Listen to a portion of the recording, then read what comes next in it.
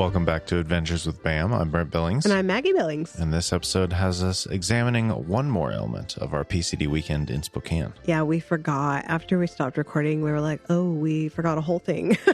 That was sort of the reason we went to Spokane to begin with. It's true, yeah. That was kind of the like, hey, this thing's happening. That happens to be PCD weekend. It'd be cool to go. Maybe we can make a weekend of it. And so that's what we did. But the Van Gogh Immersive Experience. Now, I feel like there's kind of a bunch of these that are going around. Yeah. It's kind of a popular concept right now. But the idea is they have like all of these projectors and they set up this big room. And in this case, there were chairs, although I think not necessarily always the case, maybe. But they project artwork from famous artists on the walls and floor and maybe sometimes ceiling. Not the ceiling where we were, but yeah, you went to one of these in Indianapolis last year. Last spring when we were in Indianapolis. I don't remember what the museum was called, but they did an immersive exhibit on I think just French impressionistic painters. Impressionist? I think it's just impressionist. I should know this. Anyway, so I went to that and it was incredible. It spanned, I want to say 3 different just huge rooms, and you learned a lot. I mean, the whole thing was projected on these big tall walls and the floor, and you could just wander through these rooms and, watch the art change. And there was audio too, so you'd be learning new information and watching the art. And it's just this beautiful the way they do it, because they don't just put, a painting up. They'll put a painting and they'll find kind of like aspects of that painting and create movement.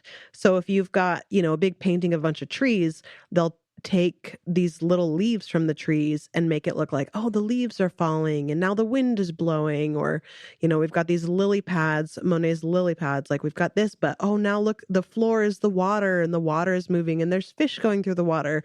So you're not just looking at a static piece of art. You're kind of seeing the whole thing move and change as you learn about it. So it's just an incredible way to learn and experience art. I didn't realize you were at an otherwise museum location. Yeah, it was great. It was a whole setup. They really put some thought into it. The Van Gogh in Spokane was at an old electronics store. Yeah, they pulled a former location of CompUSA. Oh, they pulled a Spirit Halloween and I'm took over. Positive that building was a Spirit Halloween at some point after it was CompUSA. Of course it was.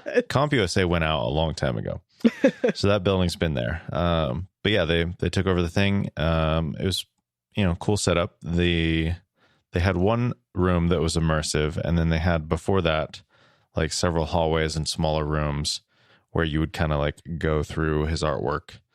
And it was kind of like, I'm sure you could learn most of that stuff by just reading the Wikipedia page about Van Gogh, but you pay the money and it kind of forces your hand and forces you to learn about it. And it's definitely some stuff that I learned about his work, his Japanese influence. Yeah.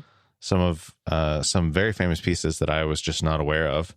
Not that I'm not an art person. I've never really taken any art classes or spent any time with art. So I don't know anything. I'm going in pretty much a blank slate, but it was good to learn that stuff. The actual experience part of it was like, the experience.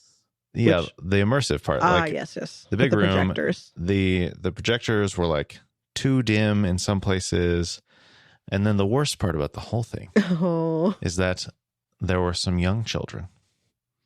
And you might think, oh yeah, the children would totally ruin it. No. They were delightful. They were incredible. As Maggie was talking about with the movement that they put into these works, like they were chasing stuff around on the floor.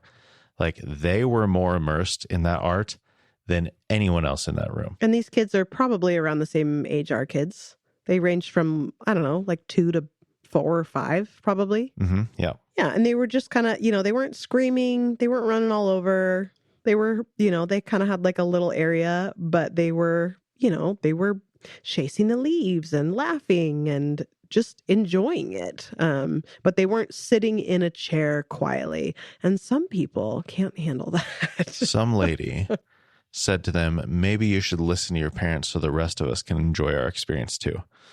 And I was so angry. Yeah. And I caught sort of the tail end of what she had said. I didn't quite catch, how sometimes you don't quite catch the words of what someone says, but you catch the tone. And then after they're done talking, you're like, wait, I don't know exactly what they just said, but I know they weren't happy.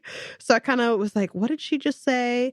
And then I looked over at the parents of these kids who looked like sort of embarrassed or ashamed or something. And so they were kind of like, oh, like, okay, are our kids bothering people? And kind of tried to like, okay, come sit. And of course the kids didn't want to sit. So eventually the mom, got up and went out with the kids. And I was like, man, that is the worst, because I know parents in general tend to know this, but I feel confident saying that moms especially often experience having to miss out on things, having to miss out on experiences, having to, from the moment your baby is born, you're like, oh, well, I got to feed the baby, but these people are uncomfortable with it. So I got to go in this other room. Oh, the baby's crying. I got to go in the other room. You know what I mean? Like you're always leaving things early or missing out on conversations or missing out on experiences because you're taking care of this other little person.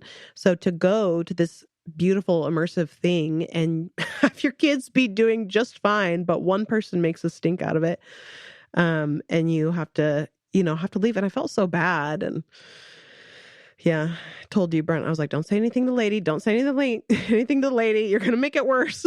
So I absolutely would have told her off. It was I know so you ridiculous. Would have. I know you would have. So rude. Part of me would have the lady could have used a good telling off, but I was like, that's just going to make a scene, and then nobody's having fun, and the whole thing's awkward.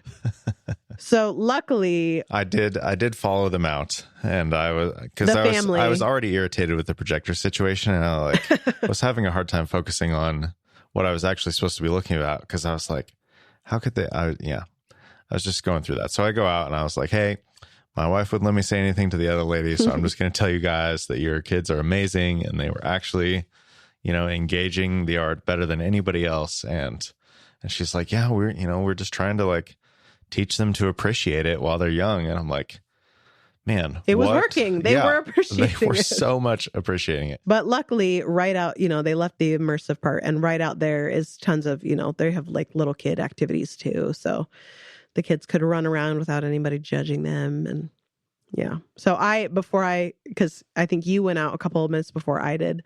And then when I reached the end of the loop where because I kind of walked into the immersive part at one point and then watched it through until it came back around to, what I had seen. So then I went out also said something to the parents and didn't realize that you had already talked to them, but basically said the same thing. I was like, I'm sorry that lady was so mean, and you guys are doing great and don't feel bad. So yeah, seemed like a nice family. So then we did the VR experience, which was not incredible. I mean, okay, if the projectors had been working in the giant room, I think that would have been a better, more fun experience as far as I'm concerned. The VR experience was on Meta Quest 2 headsets, I believe, and it was just never particularly sharp. Like there were some portions of it that were pretty nice. I mean, it's impressionist paintings, so it's not like you need the sharpest detail, but especially the movement in the thing, like it was just kind of like pulling you along in this way that just wasn't very enjoyable. When it would slow down for a moment, you could kind of like, they would take these famous paintings and they would expand it out into this whole world. And it was cool. And when the camera wasn't moving too much, you were kind of in one spot, you could kind of look around and appreciate everything. It was nice, but it just wasn't as good of an experience as I would have hoped. I will say, so I have never done any VR, anything at all. I feel like I enjoyed it so much that I'm certain. So yeah, basically like you walk up to this painting and it like moves you into the painting. So then you can, you're in this chair that can spin, you can spin around and you can see like, oh, if I was standing here, if I was in the room of, if this painting was a whole like 3D room, I can turn around and here's what that looks like from this angle. Da, da, da, da. Basically, I felt like if you if you plucked someone up from 100 years ago who didn't know anything about the technology we have today, Sure. and put VR goggles on them, that was my experience, basically. I 100%, as I was like spinning around in my chair and like looking up and around and down and like, wow, the whole time I was like, if anybody is watching me, they're like, this girl, she like been under a rock this whole time, because it was my favorite part of the whole thing. Yeah, was the VR experience. Even though it wasn't sharp, blah blah blah, I was like, this is amazing. We're in a cafe in Paris. Yeah. No, I mean, like I said, there were some good parts of it. I appreciate like the idea. I think I just ruined it for myself because my very first VR experience was an Apple Vision Pro. Right. Which, is I can't remember I think the Quest 2 costs like $500. So you're paying 7 times as much for Apple Vision Pro. Right. It's not 7 times better, but it is definitely better. And yeah, whatever. Yeah, I'm glad that I didn't have anything to compare it to, because I know that would have changed it for me. And the whole time I was like, there's no way Brent's enjoying this as much as I am. Well, I think part of it too is just the production decisions that they made were not quite conducive to, I don't know. It just, you didn't get to control anything really. You could look around, but you didn't get to decide like how long you're staying in a spot or whatever. So, yeah. Fair enough. And then on the way out, we browsed the gifts and almost everything was like, I would totally buy, a little postcard, poster or whatever with, the artwork, but it's like everything said Van Gogh Immersive Experience. I'm like, I don't want that stupid logo and like on all a this stuff. big logo. Yeah. So whatever. They didn't get any extra money out of us. Get it in online. that regard. Mm-hmm, mm-hmm. Overall, how would you rate the experience? It was good. I learned a lot. I enjoyed it. What is there anything besides the Japanese art influence that you learned that you thought was interesting? I didn't realize that he had done almost all of his paintings within a very short period of time. Oh, yeah. The last 10 years of his life. Mm-hmm. That was cool. And, basically it seemed like he was more or less getting better right up to the moment that he ended his life. Yeah, I feel like that was the most interesting thing off the top of my head that I remember learning was they had a little spot talking about the, I think the last painting that they believe he ever did right before he took his life, was of these, I think it's called tree roots, and, how recently I need to look into this because I don't fully understand what I read, but basically they were saying in 2020, somebody somewhere was looking through a pile of old postcards and found a postcard from, that area right near where his asylum was, which was Saint-Rémy, right? In France. I can't remember if he was there or if he was in the other spots, but yeah. So, which we were just there a couple of years ago. We didn't go to the asylum. We could have, but we did other stuff anyway. But someone had a postcard of a spot in that area of France that was apparently that exact set of tree roots or something, right? And they were like, "Oh my gosh, this painting was," and something, I don't even remember. Yeah, they didn't know what the painting was. I thought they did, but they weren't sure if it was of a specific spot or if it was just something that he painted from memory. Like, oh, here's some random tree roots. Like, I thought they confirmed, like, no, that's a specific spot. It's right here, looks the same, that kind of stuff.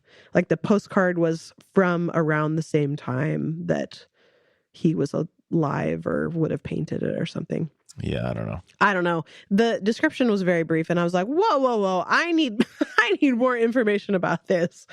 Because, yeah, I got questions. So Sorry, I don't have the answers for the podcast, but Yeah, homework. something about the dating of maybe the postcard had a date on or something like that. But either way, it was just in the last few years, and it was because of COVID. I guess, whatever this art guy was, like, didn't have anything else to do, so it was just going through boxes and sorting stuff, and then saw that and recognized it instantly as the Van Gogh piece, and was like, whoa. So still new things to learn about his work, even up to today. Who knew? It's good stuff. Yep.